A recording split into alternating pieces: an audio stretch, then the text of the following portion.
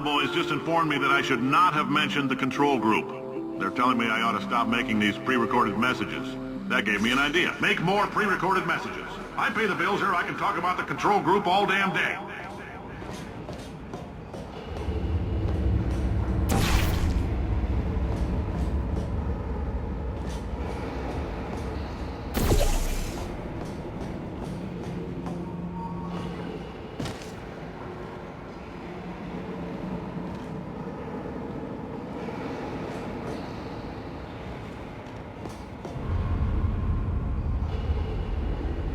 Next test, we put nanoparticles in the gel.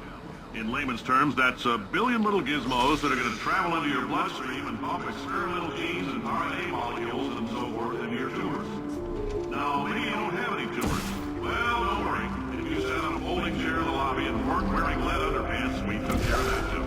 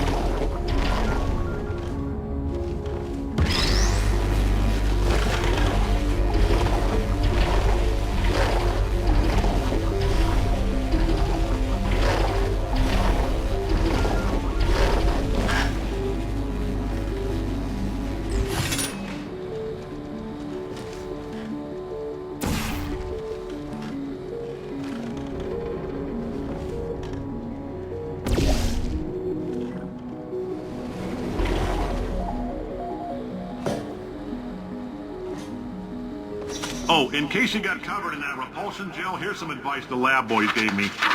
Do not get covered in the repulsion gel. We haven't entirely nailed down what element it is yet, but I'll tell you this, it's a lively one, and it does not like the human skeleton.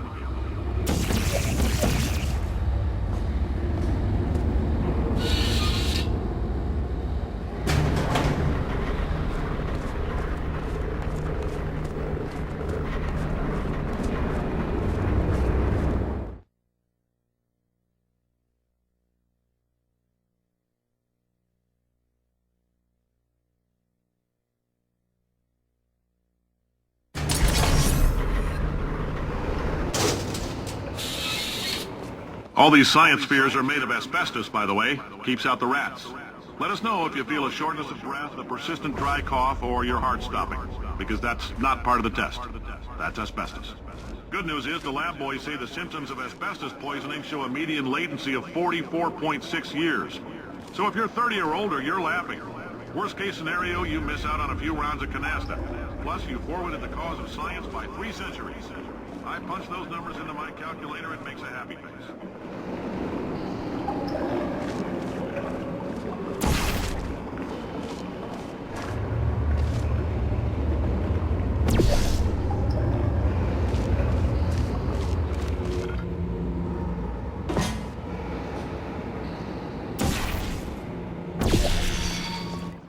I like your style. You make up your own rules, just like me. Bean Counter said I couldn't fire a man just for being in a wheelchair. Did it anyway. Ramps are expensive.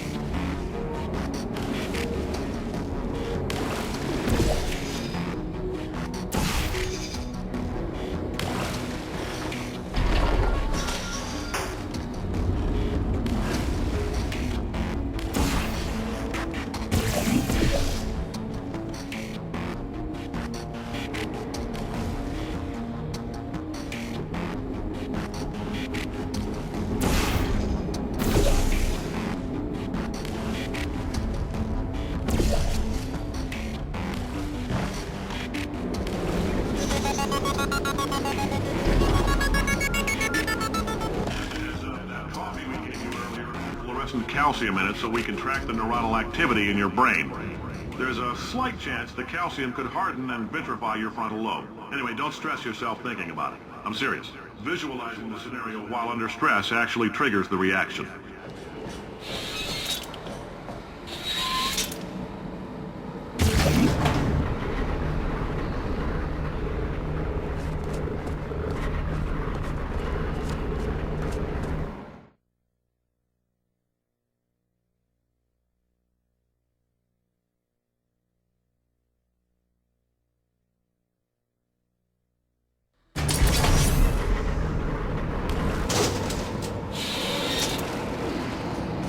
Now, if you're part of control group Kepler-7, we implanted a tiny microchip about the size of a postcard into your skull. Most likely you've forgotten it's even there.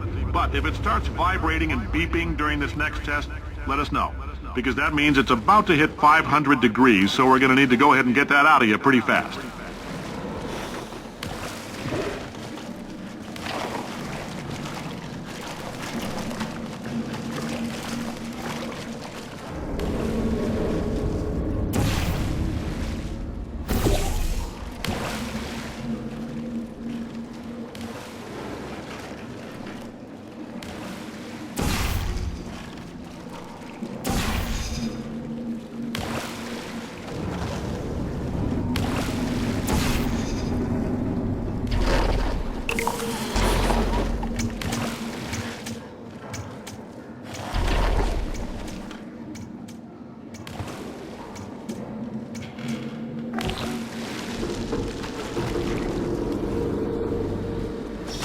Telling them, keep your pants on. All right, this next test may involve trace amounts of time travel. So, word of advice, if you meet yourself on the testing track, don't make eye contact. Lab boys tell me that'll wipe out time. Entirely. Forward and backward. So, do both of yourselves a favor and just let that handsome devil go about his business.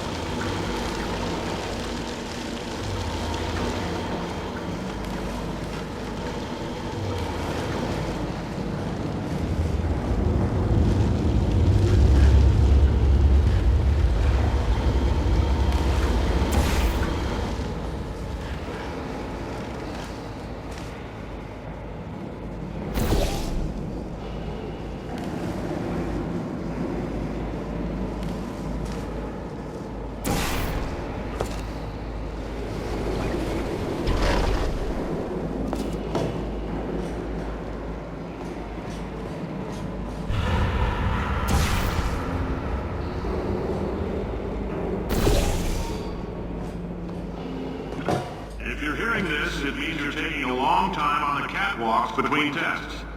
The lab boys say that might be a fear reaction. I'm no psychiatrist, but coming from a bunch of eggheads who wouldn't recognize the thrill of danger if it walked up and snapped their little pink bras, that sounds like projection. They didn't fly into space, storm a beach, or bring back the gold. No, sir, we did. It's you and me against the world, son. I like your grit. Hustle could use some work, though. Now let's solve this thing.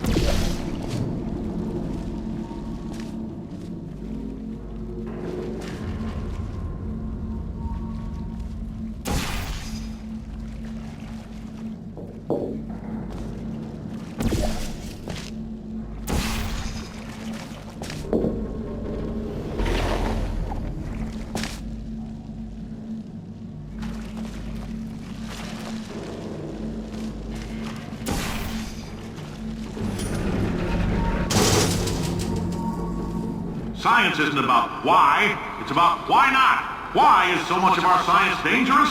Why not marry safe science if you love it so much? In fact, why not invent a special safety door that won't hit you on the butt on the way out because you are fired? Now you test subject, you're doing fine.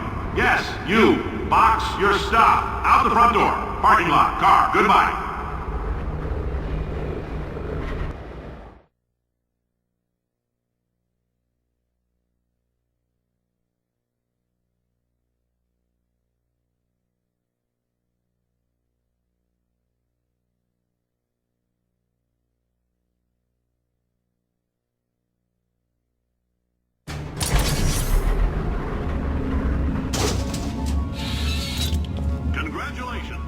simple fact that you're standing here listening to me means you've made a glorious contribution to science.